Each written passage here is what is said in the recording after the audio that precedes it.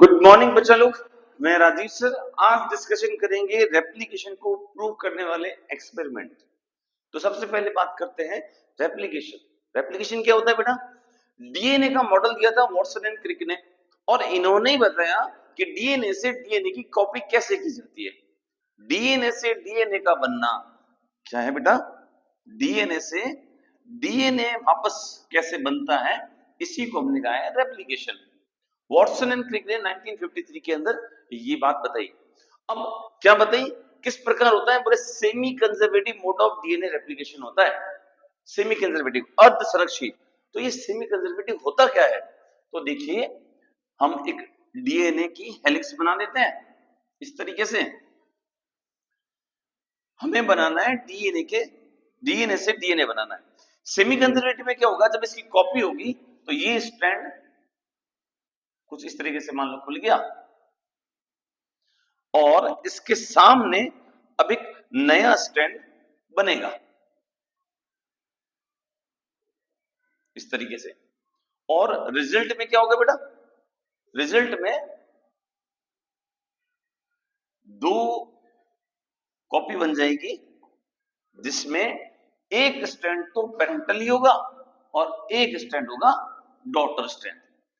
जो येलो वाला है ये पेरेंटल स्ट्रैंड है, रेड वाला डॉटर स्ट्रैंड है।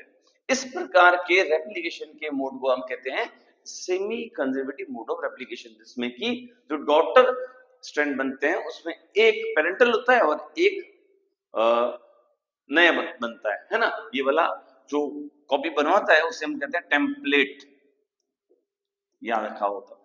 और हमें ये भी पता है कि रेप्लिकेशन कहां से स्टार्ट होता है?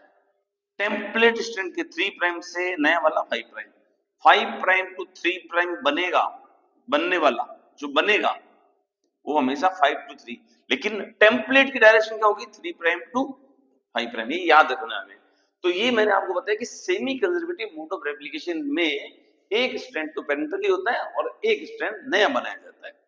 इसको प्रूव करने के लिए एक साइंटिस्ट है जिनका नाम है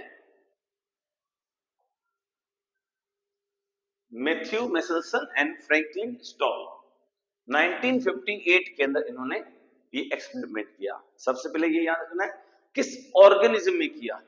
इकोलाई के अंदर। सबसे पहले इकोलाई के अंदर इसको एक्सपेरिमेंट से प्रूव किया। उसके बाद में हायर ऑर्गेनिजम्स में, प्लांट्स में, इवन ह्यूमन बीइंग के अंदर भी इसको प्रूव किया जा चुका है।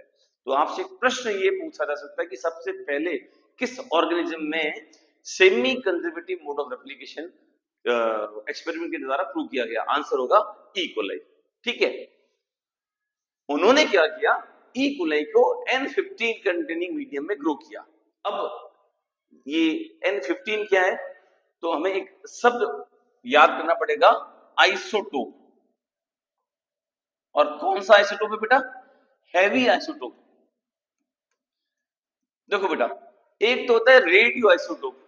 रेडियो आइसोटोप का मतलब हुआ जिसमें से अल्फा बीटा गामा पार्टिकल निकलते रहते हैं, रेडिएशन निकलता है। एक है हैवी आइसोटोप, भारी। तो भारी का मतलब हुआ कि यहाँ पर उसका वेट कहीं ना कहीं, आप बाहर से इसका वेट, एक्चुअली में यहाँ इसकी डेंसिटी डिफरेंट होगी, है ना। तो हमें एक तो सब याद रखना है, हैवी आइसोटोप लिया था, रेडियो आइसोटोप नहीं लिया था। जो मेसेल्सन एंड स्टॉल का एक्सपेरिमेंट है, यहाँ पर जो नाइट्रोजन ली गई थी एज अ सोर्स, NH4Cl के रूप में लिया था, वो हैवी आइसोटोप था, न कि रेडियो आइसोटोप था। ठीक है, दूसरा शब्द आएगा डेंसिटी ग्रेडियंट सेंट्रीफ्यूगेशन।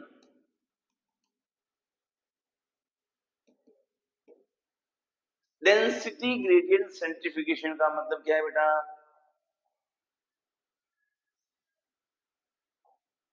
ये एक सेंट्रीफ्यूगेशन मशीन है, इसमें रोटर लगा होता है, यहाँ वेसल्स डाली जाती हैं, इन वेसल्स के अंदर हम हमारा सैंपल डालते हैं।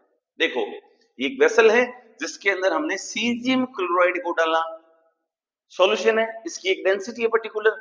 अब हमने यहाँ सैंपल पुट कर दिया। इस सैंपल में डिफरेंट चीजें हैं। जब हम इसको रोटेट करते हैं, रोटेशन पर मिनट अलग अलग फ्रीक्वेंसी पे रोटेट करते हैं, तो क्या होता है? जो पार्टिकल्स हैं वो अपने डेंसिटी के अकॉर्डिंग बैंड बना लेते हैं। एकत्रित हो जाते हैं और हमें अलग अलग बैंड मिलते हैं। इसको हम कहते हैं डेंसिटी ग्रेडियंट सेंट्रीफ्यूगेशन। तो हमें तो याद करना है कि सीजियम क्लोराइड जो सॉल्यूशन था उसमें और डेंसिटी ग्रेडियंट सेंट्रीफ्यूगेशन के आधार पर हैवी आइसोटोप को हमने उसमें सेंट्रीफ्यूज किया और हमें फिर अलग अलग बैंड उसमें प्राप्त हुए।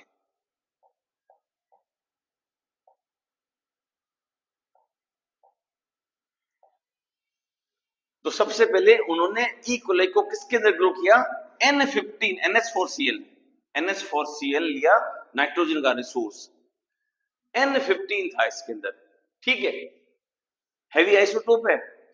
अब नाइट्रोजन का सोर्स है NH4Cl, तो प्रोटीन में भी नाइट्रोजन हो सकता है और हमारा जो प्यूरिन और pyrimidine है उनके अंदर भी होता है। तो नाइट्रोजन जितना भी था उन सब के अंदर N15 आ गया, उसको लंबे समय तक ग्रो किया। तो डीएनए के अंदर जो प्यूरिन और pyrimidine है उनमें जो नाइट्रोजन बेस है उनके अंदर नाइट्रोजन कौन सा आ गया? N15। The result was that N15 was incorporated into newly synthesized DNA। तो जैसे कि समझने के लिए अपन बात करते हैं, मान लो एक कल्चर मीडियम है, इसके अंदर ई कोलाई रखे हैं और वो डिवीजन कर रहे हैं और सॉल्यूशन में हमने क्या डाला है? NH4Cl। और भी बहुत सारी चीजें डाली होगी बेटा, है ना, लेकिन ये वाला N15 है। तो ये ई कोलाई इसके अंदर ग्रो कर रहे हैं, इसका मतलब जब डिवीजन करेंगे तो रेप्लिकेशन होगा तो डीएनए से डीएनए की कॉपी बनेगी। ये कॉपी बनेगी तो एक कॉपी तो पेरेंटल है, पेरेंटल वाले डीएनए में हमारे पास में है केवल N14 जो शुरुआत में जो ई कोलाई ली थी उसके डीएनए में था N14, ठीक है। पर जब हमने इसको ग्रो किया लंबे समय तक और खाने के लिए दिया N15 वाला नाइट्रोजन N15 वाला, तो क्या हुआ? रेप्लिकेशन हुआ खूब लंबे समय तक। तो देखा कि अब जो डीएनए मिला हमें उसमें दोनों N15 हो गए।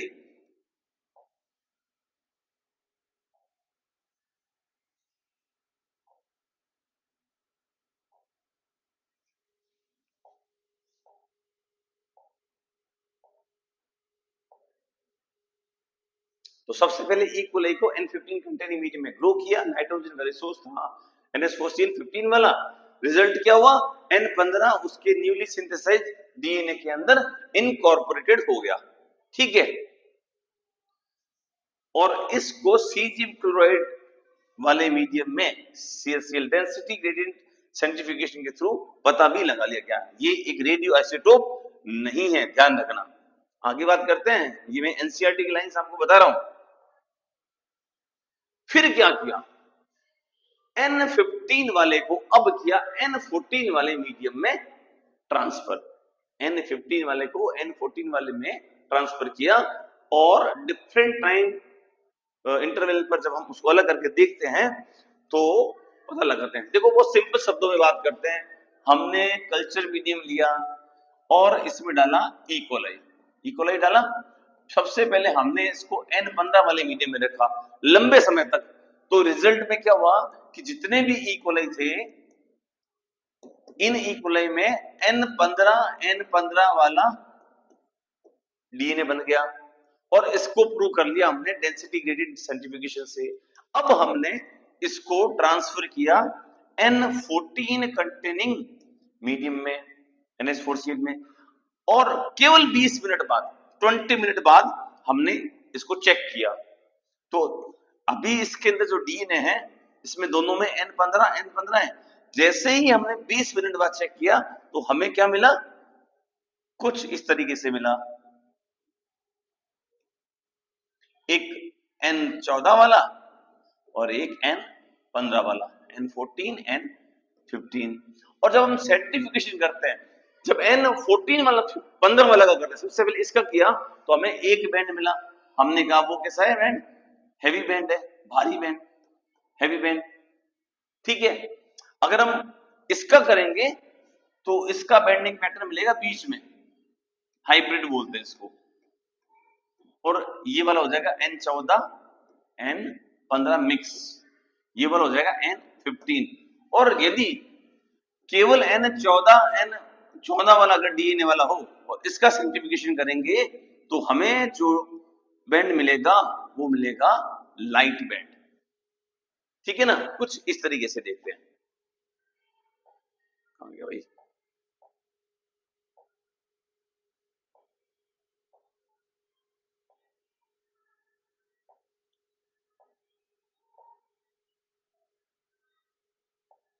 ये देखो, सबसे पहले N15 वाले में रखा। ये दोनों स्टैंड कैसे हैं बेटा? N15 वाले हैं। 20 मिनट बाद एक जनरेशन नहीं तो देखा एक में N15 है और दूसरे में N14 है, तो इसका बैंड बनाएंगे तो हमें मिला hybrid band N14 N15। 40 minute बाद किया, इसकी कॉपी बनेगी तो देखो N15 के तो हमारे पास में अब कितने हैं? एक ही बनेंगे, क्योंकि हमने किस मीडियम में रखा है? N14 कंटेनिंग मीडियम में रखा हुआ है। तो अब जितने भी नए बैंड बनेंगे वो सब कैसे होंगे? N14 वाले होंगे। तो यहां पर आप देखोगे कि एक में 15 मिलेगा यहां पर और एक 15 और मिलेगा हमें यहां पर, है ना। N15 के तो 2 ही बैंड है, उसके अलावा सब क्या मिलेंगे? N14। तो इस तरीके से हमें लाइट बैंड और हाइब्रिड दोनों मिलेगा, हेवी वाला नहीं मिलेगा। N15 वाला तो मिलेगा ही नहीं। क्यों? क्योंकि मीडियम में हम कहते हैं सेमी कंजर्वेटिव है। तो अगर ये N14 है, ये N14 है, इसकी कॉपी करेंगे मीडियम में, मान लो N15 डाल दिया तो एक तो कॉपी वाला N14 वाला और दूसरा बनेगा वो क्या होगा? N15 वाला मिलेगा। आई बात समझ में? तो ये एक्सपेरिमेंट की तरह प्रूव किया गया कि जो डीएनए का रेप्लिकेशन होता है वो semi conservative mode of replication होता है। और इसी एक्सपेरिमेंट को रेडियो एक्टिविटी बेस्ड थाइमिडीन लिया रेडियो एक्टिव, और किसके अंदर किया? वीसीएफ-आवर के अंदर 1958 में टेलर और उसके साथियों ने किया। ये याद रखना, ये फिर क्वेश्चन बनता है कि रेडियो एक्टिव थाइमिडीन का यूज करके किसने semi conservative mode of replication के बारे में बताया? तो आंसर होगा टेलर और उसके साथियों ने। किस पर किया? वीसीएफ-आवर ने। ठीक है, मजा नहीं आया।